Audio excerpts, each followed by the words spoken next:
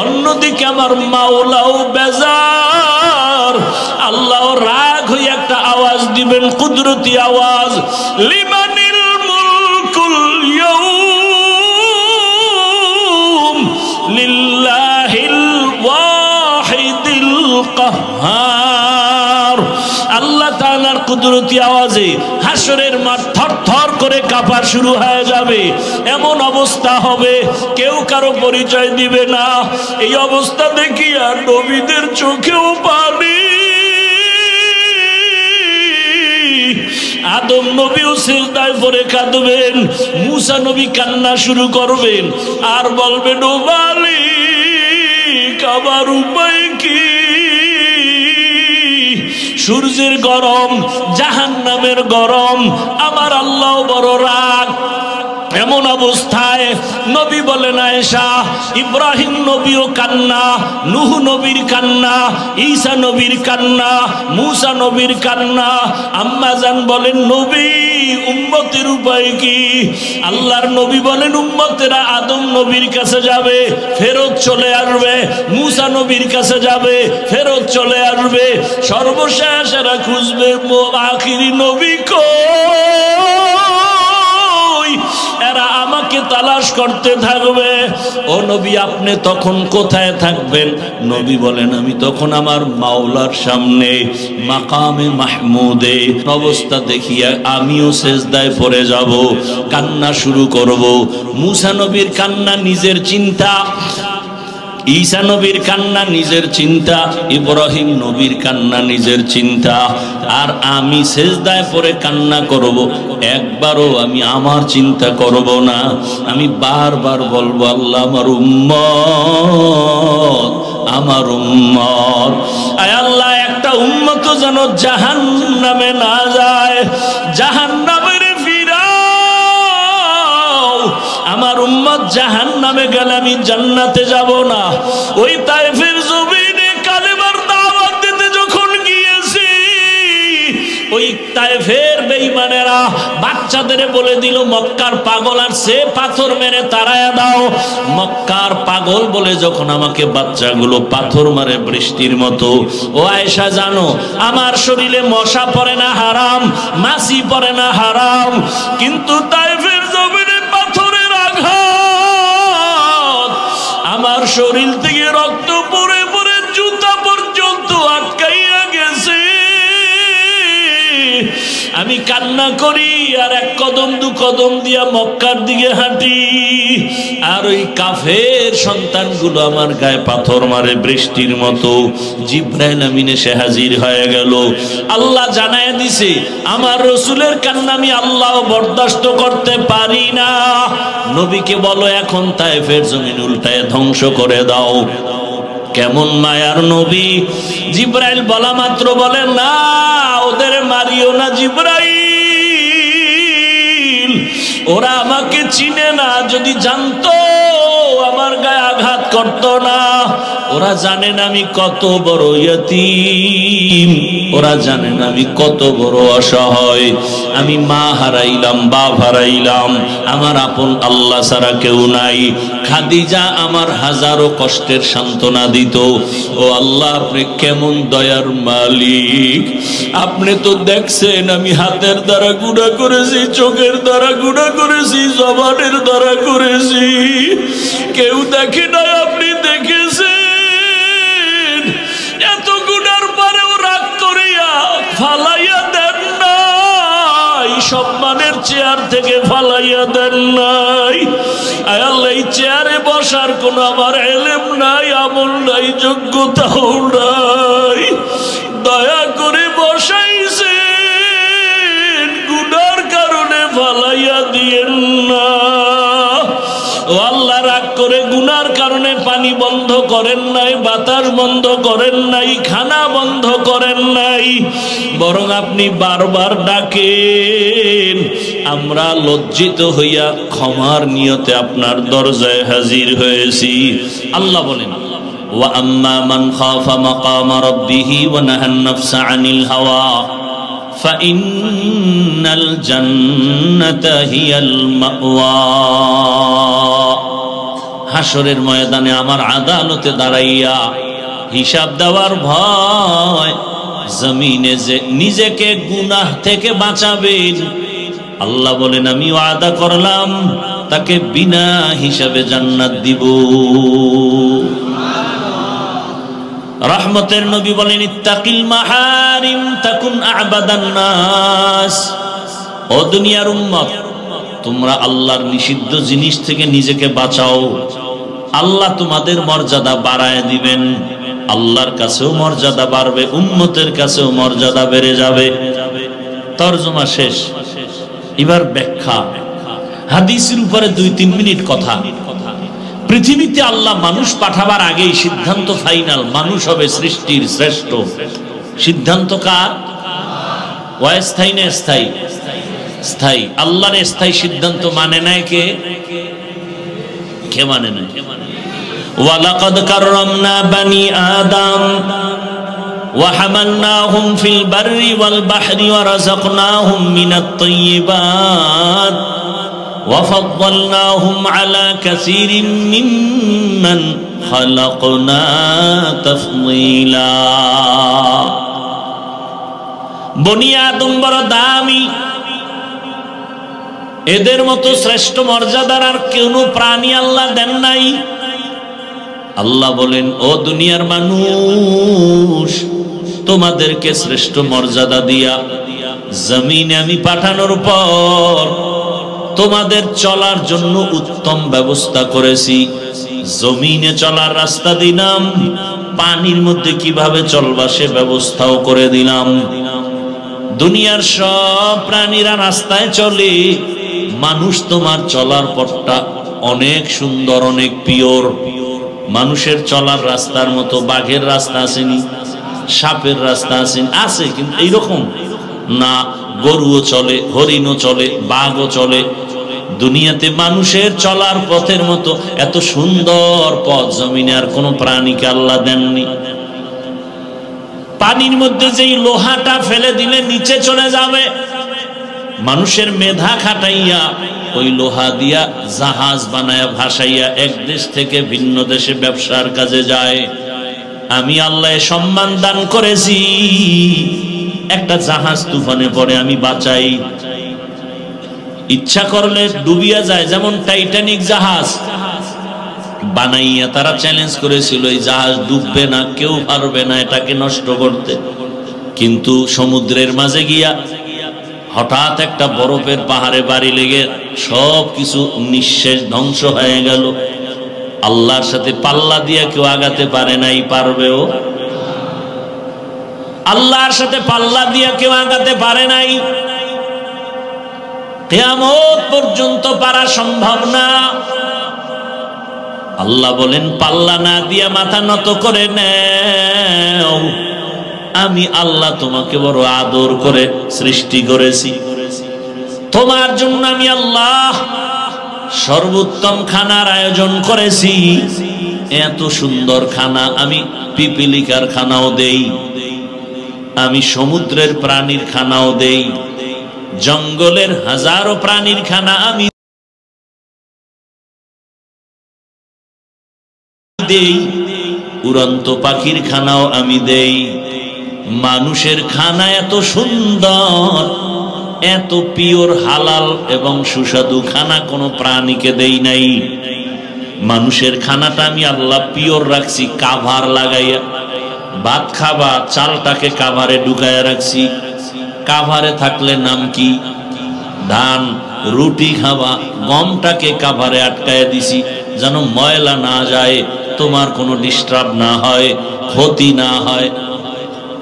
এখন তোমার ভাত রুটি সামনে রেডি, খাওয়ার জন্য তোমার তরকারি লাগবে, আমি আল্লাহ হাজার ধরনের তরকারির ব্যবস্থা করে দিলাম। কত শাকসবজি, পাকানোর জন্য লাগবে মশলা, তোর বাবায় দেয় নাই, আমি আল্লাহ জমিনের মধ্যে মশলার ব্যবস্থা করলাম।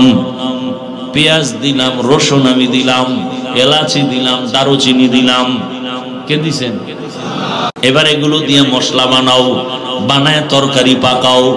কত ধরনের শাকসবজি, এগুলো আবার কাভারে ঢুকানো। প্রত্যেকটার উপরে কাবার লাগানো আছে না নাই? কিছু কিছু সবজি আছে কাবার শুদ্ধা খাবি, তাই কাবারের শুদ্ধা যদি খাও কাবারের উপরে ময়লা কি করবা? এক নাম্বার কথা, এগুলো এমন কাভার ময়লা বেশি আটকাইতে পারে না। নাম্বার 2, এমন স্বচ্ছ পানি দিলাম ফ্রি, পানি দিয়ে ধুইয়া পরিষ্কার করো। এরপরে বলে না তরকারি আর কত খাবো, মজা লাগে না? আমি আল্লাহ তোমার জন্য হাজারো ধরনের মাছ ব্যবস্থা করলাম, তাও আবার কাভারে আটকায় দিলাম। কাবার খুলিয়া তারপরে তুমি মাছ খাও। বলে এখন আর কত মাছ খাবো, ভালো লাগে না। এবার তোমার জন্য আমি হালাল ভাবে গোশত দিলাম, গরু খাও দুম্বা, এরপরে বকরি, উট, হরিণ, কত কিছু আমি হালাল করে দিলাম। এবার খানার টেবিলে দস্তারখানে কয়েক ধরনের সবজি, কয়েক ধরনের মাছ, কত ধরনের গোশত রেডি। খাও না কেন? রুচি নাই। কি নাই? রুচি নেই। এবার ডাক্তারের কাছে গিয়ে কয় ঔষধ দাও রুচির। আল্লাহ কয় রুচির ঔষধ আমি দিলাম। কেমনে? কয়েকটা টমাটো ল, 2টা শশা কাট, এর সাথে 3টা কাঁচামরিচ মার, এটারে গোলায়া সরিষার তেল দিলাম আমি। এবার তুই সালাদ বানায় একটা টান মার, দেখবি তরকারি ছাড়া 3 প্লেট নাই। আরে বাঙালির সামনে বললে উপায় আছে? ডাক্তার কই মিষ্টি খাওয়া হারামে, সবে বরাতে গেছে মসজিদে জেলাপি খেয়ে যাইয়া হেন কিলাকিলি একদম। বিষয় কি? প্যাকেট একটা পাইয়া আর একটার জন্য হাত বাড়াইছে। আছেন এরকম কিছু মানুষ? দ্বিতীয় প্যাকেটের জন্য যখন হাত বাড়াইছে, আর এক প্যাকেট বগলে চাপ দিয়ে রাখছে। আর একজন পিছনে দেখে যে আমি একটাই ভেনো 2টা লো, টানে বগলেরটা টান মারছে। টান মারানো ওর সাথে লাগছে কিলাকিলি।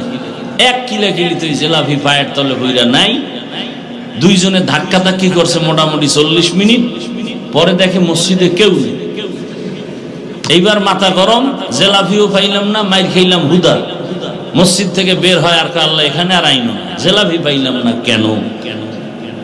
এই জন্য আমি মাঝে মাঝে বলি, মানুষের আল্লাহ নফস দিচ্ছেন 3টা, নফসে মুতমাইন্না, নফসে আম্মারা, নফসে লাওয়ামা।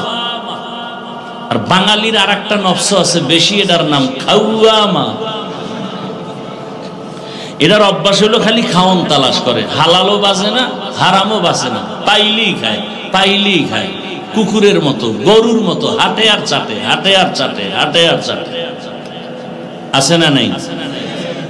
আল্লাহ বলেন তোমার জন্য খানা দিলাম হালাল এবং পিওর।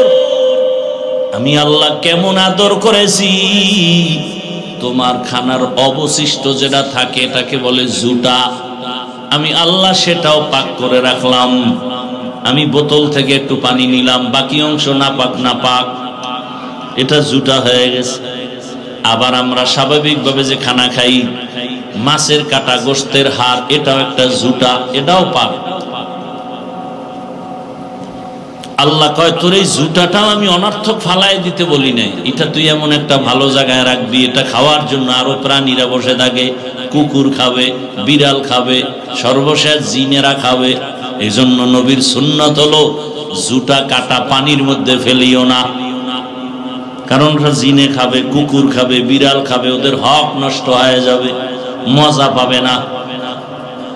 বুঝেননি কিছু? আজকে এই সুন্নতটার আদা করে যান,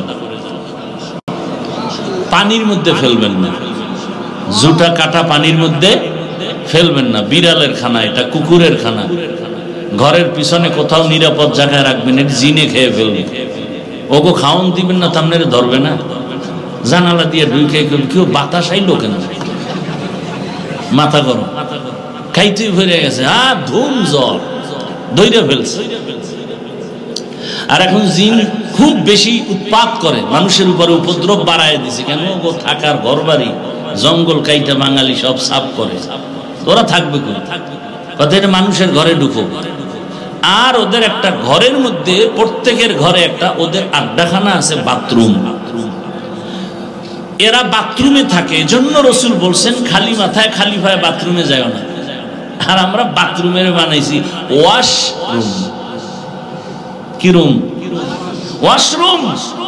ওখানে ওযু করি, উচিত না, বাঁচাও কঠিন, চেষ্টা করা দরকার। অজুখানা আলাদা করেন, ওয়াশরুম আলাদা করেন, বাথরুম আলাদা করেন। এবং বাথরুমে ঢুকার সুন্নাত আছে না নাই? বাম পা দিয়া ঢুকবেন না কোন পা দিয়া? খালি মাথায় ঢুকা যাবে না, খালি পায়ে ঢুকা যাবে না।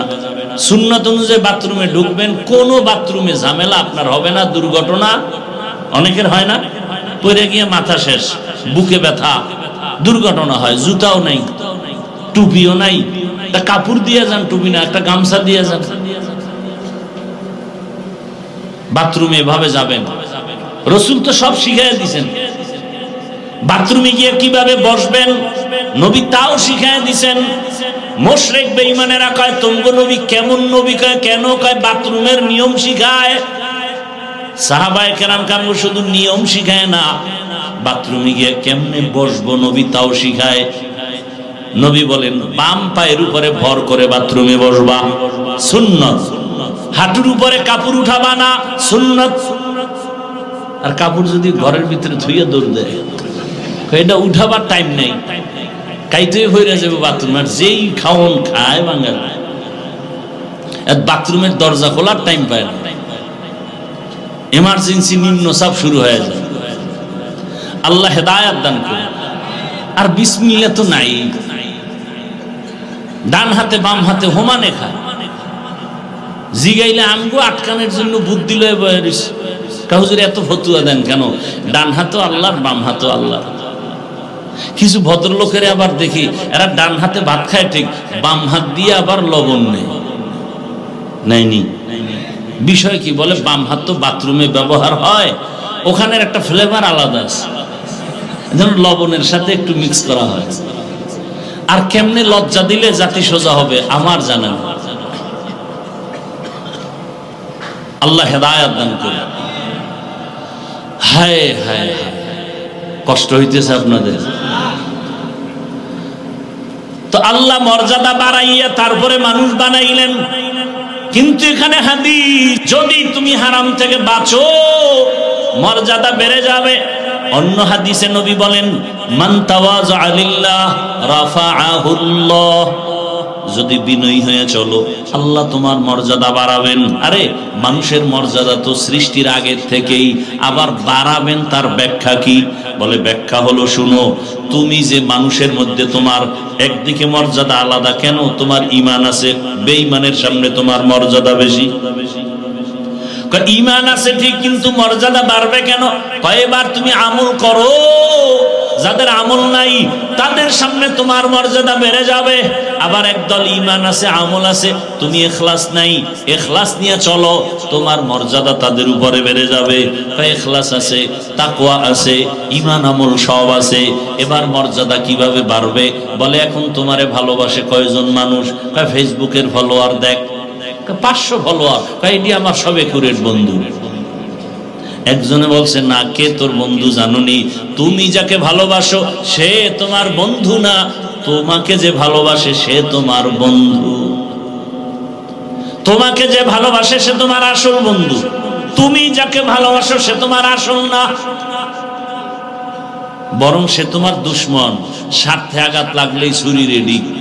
এখন বাংলাদেশের নোংরামি কেমন, মানুষ মারার জন্য দুশ্মন লাগে না, নিজের আপন বন্ধুই রেডি।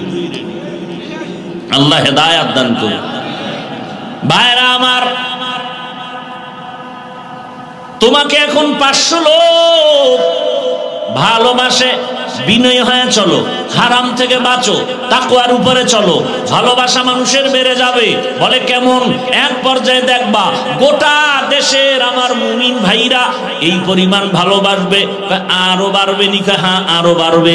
এক পর্যায়ে দেখবা বিনয়ী হয়ে যখন চলবা, আমার আল্লাহকে নিয়ে যখন চলবা, তখন দেখবা শুধু মুমিন না, বেঈমানেরাও তোমাদের ভালোবাসা শুরু করবে।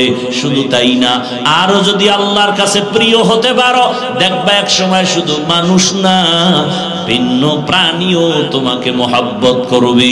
মহব্বত করলে দেখবা বাঘ তোমার কথা শুনে, হরিণ তোমার কথা শুনে, দুনিয়ার অন্য প্রাণী তোমার কথা শুনে।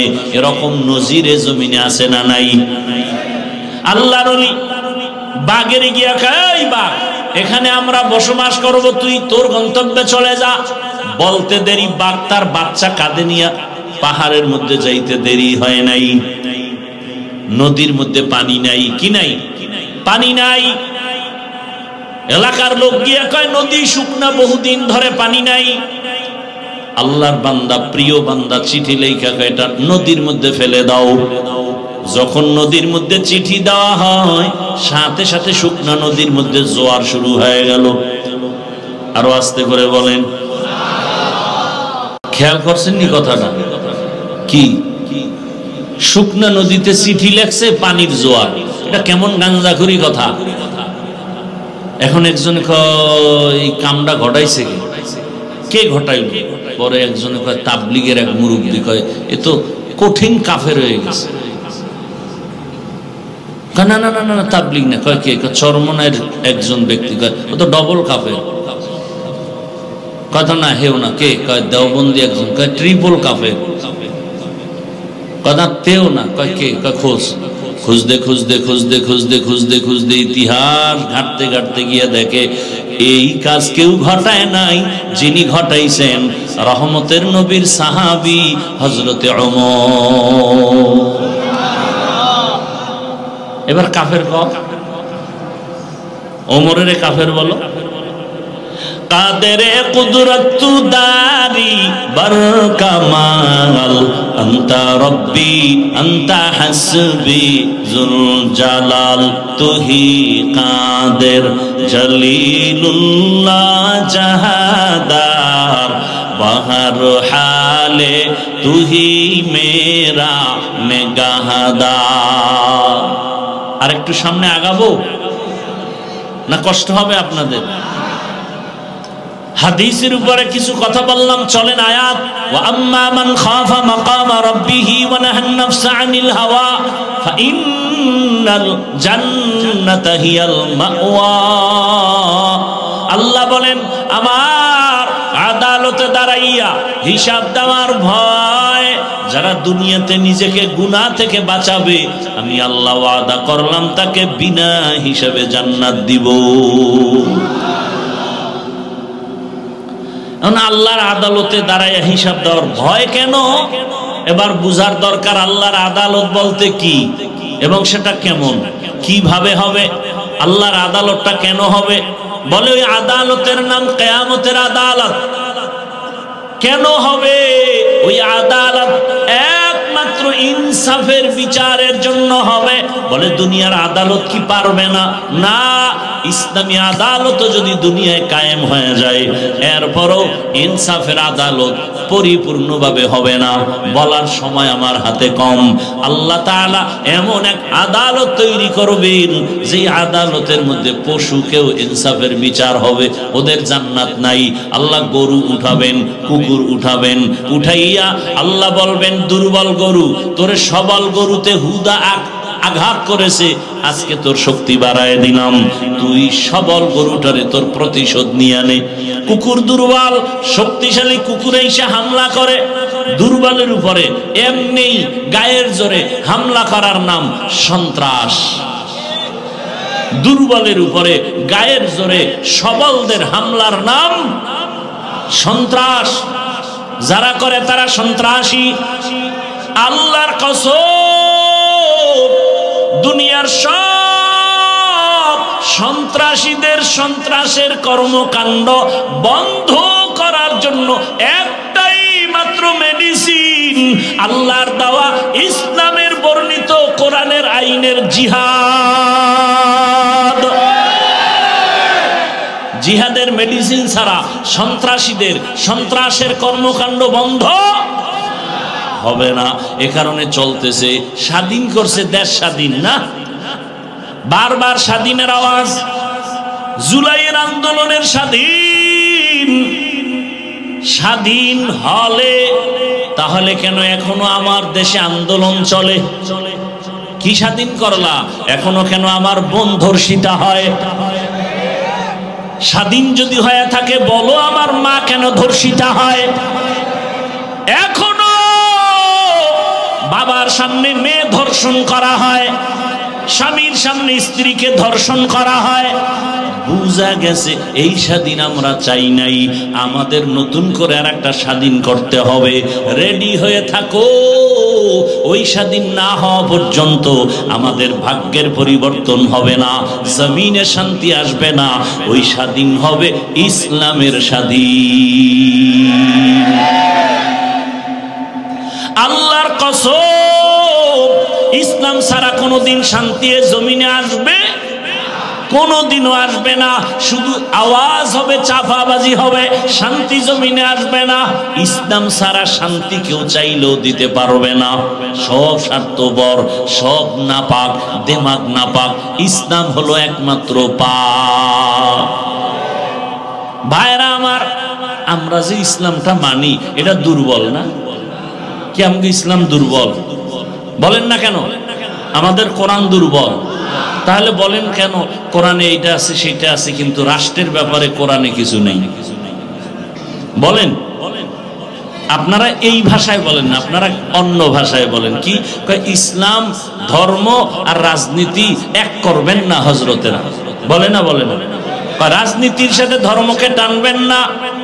আলাদা ছিল কবে? বরং আমাদের ইসলাম তো এমন, নাই বলতে কিছু নাই। ইসলাম মানি অর্থনীতি, ইসলাম মানি সমাজনীতি, ইসলাম মানি রাষ্ট্রনীতি, কোনোটার বাইরে ইসলাম নাই। সব আল্লাহ দিয়েছেন, আমরা বুঝি না, আলোচনা করি না, বরং চ্যালেঞ্জ করে বলি তুমি আলাদা করলা কেন? বরং ইসলাম আর রাজনীতি এমন, সূর্যের সাথে আলো যেমন লাগানো, ফুলের সাথে ঘেরান যেমন লাগানো, ফুল থেকে ঘেরান আলাদা হলে যেমন ফুলের কোনো মূল্য নাই, রাজনীতির থেকে আমার আল্লাহর দ্বীন ইসলাম আলাদা করলে ও রাজনীতি থাকে না, দুর্নীতি হয়, পেটনীতি হয়। ভাইরা আমার, আমি ইসলামটারে ছোট করেন কেন? আপনি রাজনীতি করেন না সেটা ভালো, এখানে বহু আল্লাহর বান্দা আছে নামাজ পড়ে না, তার সাথে কোনো দ্বন্দ্ব নাই, কিন্তু নামাজের বিরোধিতা করলে সার নাই। কি আপনি দাড়ি রাখেন না, ঝগড়া নাই, সালাম দিব, বুঝাবো, কিন্তু দাড়ির বিরোধিতা করলে কোনো সার দেয়া হবে না। পর্দা না করা, পর্দার বিরোধিতা করা, দুইটা কি এক না? আপনি পর্দা করেন না, কোনো তর্ক নাই, ঝগড়া নাই, কিন্তু পর্দার বিধানের বিরুদ্ধে বললে কোনো ছাড় দেয়া হবে না। ভাইরা আমার, তো আল্লাহ পাক রব্বুল আলামিনের আদালত, ইনসাফের আদালত, আল্লাহ তাআলা ইনসাফের বিচার করবেন। যেখানে বিন্দু থেকে বিন্দু কোনো বেইনসাফি হবে না, তবে সে আদালত হবে বড় ভয়ঙ্কর আদালত। যে আদালতের কথা স্মরণ করে আবু বকর কান্না করেন, ওমর কান্না করেন, রহমতের নবী পর্যন্ত কান্না করেন। আল্লাহর আযাবের ভয়, আল্লাহর আদালতে দাঁড়ানোর ভয় বড় কঠিন। এমন ভয়ঙ্কর আদালত হবে হাসরের ময়দানে, ইনসাফের বিচারের জন্য নবীও কান্না করেন, আল্লাহর আদালতে আমার উম্মতের উপায় কি হবে? আবু বকর নামাজে দাঁড়ায় কান্না করেন, হাসরের ময়দানে আল্লাহর আদালতে কেমন করে দাঁড়াবো, এই ভয়। বাদশাহ হারুন রশিদের নাম শুনছেন না? বলেন তো তার স্ত্রীর নাম কি? মাশাআল্লাহ, জুবায়দা খাতুন। একজন রাষ্ট্র পরিচালক, অন্যদিকে সে কিন্তু মসজিদের ইমাম। বাদশাহ হারুন রশিদ শুধু দুনিয়ার বাদশাহ না, আখিরাতের লাইনও আগানো। প্রমাণ তার স্ত্রী কত বড় দিনদার। পর্দার আড়ালের আম্মা জানেরা, বোনেরা, ভালো করে শুনেন। ওই বাদশাহ হারুন রশিদের স্ত্রী জুবায়দা খাতুন, তিনি ছিলেন কোরআনের হাফেজা। তার কাজের লোক ছিল 100 নারী, সমস্ত কাজের নারীরাও কোরআনের হাফেজা। আরো আস্তে করে বলেন, কাজের নারীরা। সুবহানাল্লাহ। জুবায়দা চিন্তা করলেন, আল্লাহ আমাকে নেয়ামত দিছেন, আরে এত বড় বাদশাহ হারুন রশিদ, তার ঘরের স্ত্রী জুবায়দার পাওয়ার কত, এরপর আল্লাহর কি ভয়। হরকে দারত খৌফে হকদার দিল মাদাম জন্নতুল মাওয়া দেহাত ও রামাকাম। আরামগো দেশে একটু কমিশনার হইলে আরে পাওয়া পুরো উল্টায় ফেলায় জমিনটা, ঠিক নি? আপনাকে উত্তরবঙ্গে মাঝে মাঝে দেখি ওয়াজের স্টেজে বক্তব্য, মহিলা কি কমিশনার না মেম্বার কোরআনের প্যান্ডেলে বক্তব্য দেয় জাতির সামনে। এটা কি রাজনীতির প্যান্ডেল? বলেন, সহজ কথা বলেন, আমাদের ওয়াজের প্যান্ডেলগুলো কি রাজনীতির স্টেজ? তো রাজনীতির বক্তাদের নাম কেন আর বক্তব্য কেন? ওয়াজের প্যান্ডেলে যদি রাজনীতির নেতা বক্তব্য দিয়ে ভোট চায়, তাহলে আলেম ওলামা কোরআন হাতে নিয়ে রাজনীতির ওয়াজ করবে কঠিন ভাবে। নিজের বেলায় কুরু কুরু, আমগো বেলায় মাকরু, বদমাস। আল্লাহ হেদায়াত দান করুন। ভাই আপনার দাওয়াত কা? আলহামদুলিল্লাহ। আপনার বাড়ি কা? নাউজুবিল্লাহ। মসজিদে ঢুইকা ভোট চায়, আর ইমাম সাহেব যদি ইসলামের লাইনে কোন দল করে তাই উপরে বিপদ। এটা কোন স্বৈরাচারী আচরণ? আবার জীবন ভর ডাউলের ভানি আটার রুটি খাইয়া কোরআন হাদিস শিখলাম, কষ্ট করলাম, কি পরিমাণ কষ্টের কোনো ভাষা নাই। এত পরিমাণ কষ্ট করছি। কোরআন হাদিসের কি আছে, কয়টা আয়াত, কয়টা অক্ষর, কয়টা নক্তা, কয়টা জের, কয়টা জবর, কোরআনের বিধান কি রকম, কি কি আল্লাহ পাক এই মাসআলা বয়ান করছেন, বিধান কিভাবে দিয়েছেন, কোন বিধান কিভাবে অবতীর্ণ হয়েছে, এর মেয়াদ কি, কোন আয়াতের হুকুম এখনো জারি আছে, কোন আয়াতের হুকুম জারি নাই, আল্লাহ পাক রব্বুল আলামিন পরিবারের কি কি আয়াত দিয়েছেন, সংসারের আয়াতগুলো কি কি, জাকাতের উপরে, অর্থনীতির উপরে আয়াতগুলো কি কি, সবগুলো ঘেটে ঘেটে তাফসীরের লাইনে, ফিকহের লাইনে, মাসআলাগত গ্রামারের লাইনে পড়তে পড়তে পড়তে পড়তে ওলামায়ে কেরাম জীবন শেষ। মানুষকে বয়ানে বসলেই একটা বেয়াদব, বেনামাজি, সুদখোর সে এসে ডিরেকশন দেয়, বয়ানটা এমন করে। এ সোজা হয়ে যেত। আপনারা যদি আবার পাবলিক দাঁড়ায় কইতেন হুজুরের সাথে বেয়াদবি চলবে না, একটা আওয়াজ দিতেন সব বেয়াদব সাইজ হয়ে যেত। আলেম কোরআন হাদিসের বয়ান করবে, এখানে ডিরেকশন কি আবার? আর কি সুন্দর বক্তব্য। হুজুর গো আজ শুনলে হবে না, আমল করতে হবে। কি সুন্দর বক্তব্য দেয়। তো আপনারা তখন দাঁড়ায় যদি কন আপনার দাড়ি নেই কেন? আল্লাহ হেদায়াত দান করে। আসলে লোভে ধ্বংস। রাসূল বলেছেন হুব্বুদ দুনিয়া রাসু কুল্লি খাতিয়া, দুনিয়া সব ধ্বংসের কারণ দুনিয়ার লোভ। যৌবনের লোভ, ক্ষমতার চেয়ারের লোভ, টাকার লোভ আর সম্পদের লোভ। এই তিন লোভে পইরা মানুষ শেষ। এই কমিটিও লোভে পড়ছে, নাহলে মহিলা মেম্বারের অতিথি বানাইয়া স্টেজে আনবে কেন? হয়তো 10,000 টাকা দেবে, 20,000 টাকা দেবে, এই তো কথা বলেন না কেন? এই সংস্কৃতি থেকে বাঁচতে হবে। স্বাধীন হওয়ার পরেও শুনি এখনো নাকি ওয়াজে বাধা হয়। আমি তো ঢাকায় ঘোষণা দিছি, যারা ওয়াজে বাধা দেয় ভিডিও কইরা কি বলে আমারে দেন না, ওই জালেমের বিরুদ্ধে নতুন করে আন্দোলন করতে হবে। এজন্য বলছি ইসলামের স্বাধীন হওয়া ছাড়া এ জমিনে শান্তি আসবে না। আল্লাহ হেদায়াত দান করে। وَأَمَّا مَنْ خَافَ مَقَامَ رَبِّهِ وَنَهَى النَّفْسَ عَنِ الْهَوَى فَإِنَّ الْجَنَّةَ هِيَ الْمَأْوَى। জুবায়দা সিদ্ধান্ত নিয়েছেন আমার বাড়ির থেকে 24টা ঘন্টাই কোরআনের আওয়াজ শুরু হবে, চালু হবে। 1 সেকেন্ড যেন জুবায়দার রাজপ্রাসাদের মধ্য থেকে, বাড়ি থেকে কোরআনের আওয়াজের বন্ধ না হয়। জুবায়দা সিদ্ধান্ত নিয়ে পরামর্শ করে ফাইনাল করে ফেললেন কাজের নারীদের বলে তুমি একটু তেলাওয়াত করবা, তারপরে কাজে যাও, এরপরে আরেকজন তেলাওয়াতে বসো, সে কাজে যাও, আরেকজন বসবে, আরেকজন, এভাবে সিরিয়ালে তেলাওয়াত চলতে থাকবে। জুবায়দার বাড়িতে 24টা ঘন্টা আল্লাহর কোরআনের তেলাওয়াত চলে। যেই ঘরে আল্লাহর কোরআনের তেলাওয়াত, ওই বাড়ির মধ্যে কখনো বিপদ আসতে পারে না। মুসলমানের ঘরে কোরআন নাই, একজন না হুজুর এখন কি সাইড জিল কোরআন শরীফ আমার ঘরে, কিন্তু 20 বছর হয়ে গেল একবারও খুইলা দেখে না ভেতরে কি লেখা।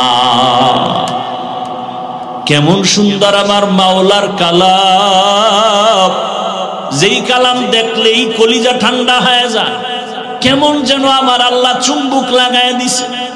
এই কোরআনের আওয়াজটা শুনলে কেমন যেন চোখের পানি বের হয়ে যায়। কথা ঠিক নেই? ও আমার যুবক বাবারা, খালি গান শুনছো?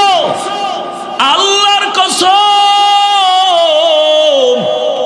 মোবাইলটা যেহেতু চালাবি, জিব্রাইল মানা করলেও ফিরবি না। তবে আমার দাবি হলো, তোর আকাম টাকাম যখন শেষ হবে, তখন তুই 4-5 মিনিটের জন্য মক্কা মদিনার তেলাওয়াত চালু কর। মক্কা মদিনার তেলাওয়াত চালু কইরা মোবাইলটা পাশে রাইখা চুপ করে শুয়ে থাক, ঘুমায় যা শুনতে শুনতে। এক সময় তোর অন্তর এমন হবে, চোখ দিয়া পানি বের হয়ে যাবে, তুই নিজেই বলবি আল্লাহর কোরআনের তেলাওয়াতের মতো মজার আওয়াজ নাই, আর কখনো গানের আওয়াজ কানে দিব না।